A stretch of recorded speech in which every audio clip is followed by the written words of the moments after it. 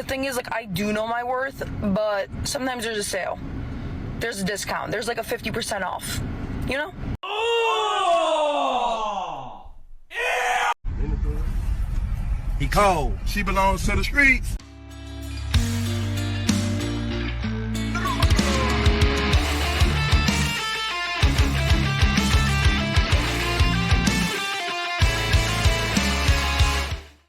Ladies and gentlemen, welcome back to the desert. So this is the treatment that chats get, right? They get a discount in dating, gentlemen. They get all these women that have all these standards. When you ask them for a relationship, they have their long lists. But if you are Chad, you receive a discount. So before we get started with our first video, let's read some of the comments on this post. One says they somehow find the discount codes. No, the discount codes are there for the men that are the top percentage, the very attractive ones, the very tall ones, who personality-wise could have nothing to offer. In fact, a lot of these chads tend to be obscene, or they treat these women poorly. They do not care, gentlemen. Another one says 90% off if they call me pretty. Oh, is that so? Well, gentlemen, yes, you've never called a woman pretty in your life. Otherwise, she will be your girlfriend right now. Yeah, have you ever tried that, guys? Here I am whining that women today are hard and have all these expectations, when all you had to do all along is just call them pretty. It's that easy. No, but in reality, of course, we all know that the same things you do as a man, like buying flowers and all that, they're not going to take you anywhere if you don't happen to be the top percentage of men with these individuals right here. But gentlemen, enough about that. Let's move on to our first TikTok. That is a woman dating in her 50s, and you can see at the bottom of the screen here it says participating in this activity could result in you or others getting hurt. Yeah, guys, so don't date women over 50 because you could get hurt, or others. So let's see what she has to say. This is for all my single friends over 50. Why do you think it's so difficult to find companionship at our age? It's tough. I didn't think it was going to be this difficult to ever find someone just to share the simple pleasures of life. But man, it's crazy out there. Whether you use a dating app. I'm going to pause it right here because she mentioned, you know, the simple pleasures in life. You know, just have a 6-digit salary, have a house big as a mansion, you know, be the top 5% of men in the looks department. The simple things, you know. Guys, come on, it's the bare minimum. I know meeting someone through another friend, that doesn't always end up too good when it doesn't work out. I don't know. Maybe we've got to figure this code out.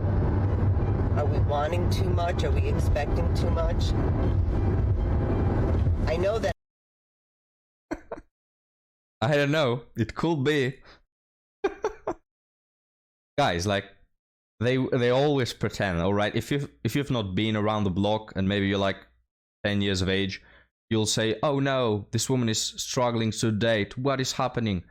But if you've literally thought about it for more than 2 minutes, you have to consider women have many options, way more than men. Their attractiveness gives them a lot of power.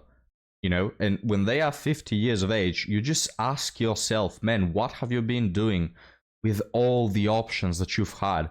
Like, all these men that were interested in you. All right, some of them were not good for you. You didn't match or whatever. All right. But it's like we're talking about dozens upon dozens of men. You really meaning to tell me that not one of them was good enough for you? No, in reality, many of them could have been this woman's quote-unquote soulmate, as they refer to them, but she just cut them off. She probably comes with a divorce in hand. That I'm not. I mean, at this time in our lives, most of us have our own dwellings, jobs. Obviously, we're supporting ourselves. We took all the filling out of the pie. So it should just be fun, companionship, laughter, and yet it's stupid how difficult it is. So if you break the code and you want to share it with me, I'd love to know what it is. Time is ticking. It sure is. So, if you break the code, you know, if you break off the matrix and if you hack into the matrix and get all the life hacks, making it sound like this is Mission Impossible or something, it's really easy, to be honest, as a woman. Guys are not asking for that much, and you know this. Yeah, these women know this, guys. They're just pretending, but we don't fall for it. So let's move on to our next TikTok. Now in this video, I don't know if I mentioned, has a lot of short TikToks, so a lot of different topics that I want to discuss with you, wise gentlemen. So let's continue now. I saw a post recently that said, just because you laid up in bed with him until the sun came up talking all night, kissing on each other, doesn't mean he likes you even in the slightest bit. Ow! Ow. Yeah, we get it. A very victim. I'll give the reverse scenario as well, gentlemen. Just because she says she loves you, just because she says forever, just because she's your girlfriend, doesn't mean that tomorrow she won't be with someone else when she sees that the grass is greener somewhere else. All right? Reverse scenario, exact thing happens as well. You know, so many women, they say forever, last 3 months. A lot of women, they pretend that they love you, yet you go through a bad period, they leave you. You're not doing too well in a certain aspect of your life, they leave you. They find someone better, they leave you, right? They want to get some of the assets through divorce, they leave you. Like someone said this, I don't remember where I read it, but it said that men sacrifice their happiness for the family, while women sacrifice family for their happiness. And it's true, it resonates in a lot of the cases of divorce nowadays. They are willing to sacrifice their marriage, their vows, their kids having a father around for their happiness, while for men it's in reverse. So don't be a victim, madam. We're all in this together. But now let's continue with the next one. I've been going through men pretty fast recently. Not in a whorish way, I haven't slept with any of them. I recently put myself out on the dating market about a month ago. Since then, I have just been flying through them for various reasons, so I want to know if I'm the problem. So that's what you guys are going to help me with. Okay, here's a list of reasons that I've gotten the ick and stopped talking to guys that just the day before I felt like I was in love with. Number one, he went out too often. It was like 3 weekends in a row, Friday and Saturday. It grossed me out. I had to cut him off. Guy number two. I don't know, sounds very controlling to me. What are you, insecure or something about this guy hanging out? Two tried making plans with me the night before. This one needs more detail. We were texting on a Sunday and he said, "What does your week look like? I would love to see you." I texted him back with my week schedule. Did not hear from him all week. He texts me the following Saturday night and says, "What does your day look like tomorrow?" Too late. Guy number three. I love how she says my week schedule, you know, like, oh, I had to call my secretary to ask about my business plans. When this woman's schedule, guys, is probably on Monday watching the Netflix series that she's addicted to, on Tuesday getting her nails done, and on Wednesday go shopping to buy the next Gucci bag or something. Probably that is her schedule, but hey, I won't judge. Maybe she is a busy person, as busy as the president, I don't know. But this thing, guys, where she said that, oh, you're not willing to plan ahead, this is not very traditional of you. It's like these women, they expect, again, they expect men to be taken like from 2 centuries ago, you know, these very stereotypically traditional men. Well, let me tell you, traditional women don't quote unquote run through 100 different men, even if you're not sleeping with them, all right? Not very traditional of you. To be dating like 30 men at a time and be skipping through all of them. Also, I don't really buy that you're not sleeping with any of them. Don't really buy it. You're not celibate, but hey, double standards, right? So you want men who are traditional, you are not traditional. Number 3 went 24 hours without speaking to me. We already talked about that one in a separate video. Guy number 4 didn't like his tone. I didn't like something he said to me over text message. I immediately got the ick. I was done. Guy number 5, super Don't like his tone. Jeez. He probably said the most normal thing for a guy to say. He probably said, oh, I found out that you're dating multiple other men. I'm not interested. Oh, I don't like your tone. You're being insecure. Like something along those lines. Rich sent me money for no reason all the time. Always had surface level conversations, and I need more than that. So unfortunately, I had to let him go. Guy number 6 communicated with me too much without seeing me in person. This one's hard because he doesn't live here, but I fell off it. Guy number 7 didn't text me back quick enough when I had good news. I actually blocked him. And guy number 8 was boring on FaceTime. This is actually a life hack. If you're just talking to somebody, randomly FaceTime him and see how the energy is. Even if he seems funny, witty, the banter is good over text, you could FaceTime him. He could act totally awkward, boring, or just not your vibe. Kind of like a screening, so you don't have to waste time seeing him in person if the vibes are off on FaceTime. But yeah, that's about 8 men that I quickly fell in and out of love with within the last 30 days. And please let me know, am I the problem? Please be Yes, guys, yes, she is the problem indeed. I love also how like she dismisses one man because he texts too much, then the next guy because he doesn't text enough, then the third one because he texts well enough, but then on FaceTime he's not good enough, then the fourth one because he texts good but he didn't reply for 1 day, and this and that and the other thing, and it's impossible, guys. It's impossible to please them. Really, all these lists that these women have, like the 37-point list that they have, it's really it's like a dummy. It's like a bait. That list is not there for you to fulfill it and tick things off and say, oh, I'm done, I completed the list, now I'm eligible for dating. No, it's just a dummy, right? They're really not following the list. The list is there to then say to their friends, oh, this is what I'm looking for, and I just can't find that man. When in reality, even if you were to fulfill all of those things that she has on the list, she'll add more, or she'll tell you that you're not enough. You know what I mean? It's just their tool to not appear as they are 304s dating the bad boys. They can pretend that they're actually looking for something serious. So now, gentlemen, we have 2 more to go, and then our article story. So let's continue. I just want to know if this lands on the right person's For You page. Are we all pretending to, like...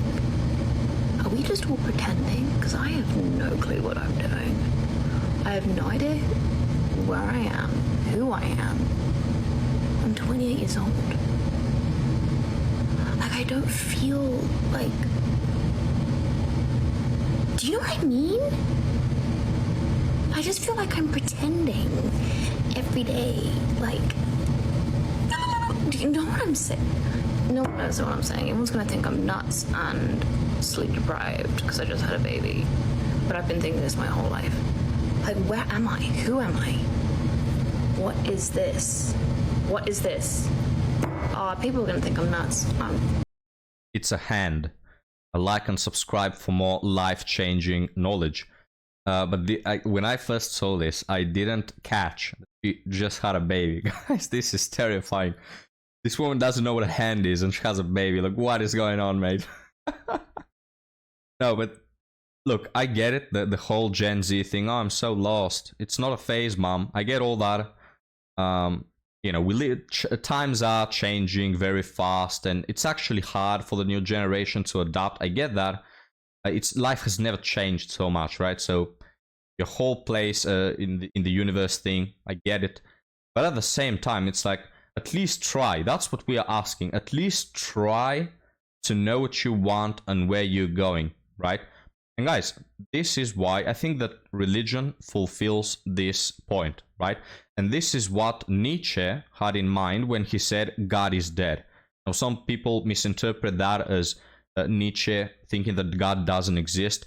He doesn't talk about that. He doesn't question whether God exists or not. He says, regardless of if there is a God or not, if we are to dismiss the current way of living, because Europe, America have been guided by Christian values, Judeo-Christian values, for centuries. So he said, if we are to, quote unquote, kill God, if we are to remove that understanding of living, of purpose, we have to replace it with something else, you know?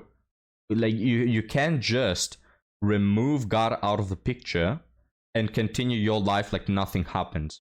You have to replace, you have to put some other purpose, some other moral values, moral standings, principles, you know, you have to abide by something. Because if you don't, you're going to be chaotic. Your life will result in misery. It's how it is. It's how it works with human nature, you know? And a lot of these people, both men and women, are just so lost because they have no purpose in life whatsoever. They're like leaves blown by the window, you know? They land wherever they may land. So it applies to dating also, you know, which is the reason why I'm mentioning this. But even outside of dating, it's like people nowadays forget about the whole wife, girlfriend. They're just not secure options, even for a friendship, even as a neighbor. You know what I mean? So guys, let's move on to our last TikTok, and then we'll move on to our article story. If you look a certain way, I know you're a chaser. If you look a certain way and have a specific smile with a specific expression in your eye and brow, I know you're gay. If you have a specific set of facial features, I know you're ethically non-monogamous. If you have a certain look in your eye, I know you are likely to commit spousal abuse. And if you have a certain lack of energy about you, I know you're a psychopath. I cannot prove these things. So I don't know how she picks up on the psychopath thing, because psychopaths are not like in Netflix where they look really edgy. Could be anyone, could be me, could be you watching this right now. Are you a psychopath?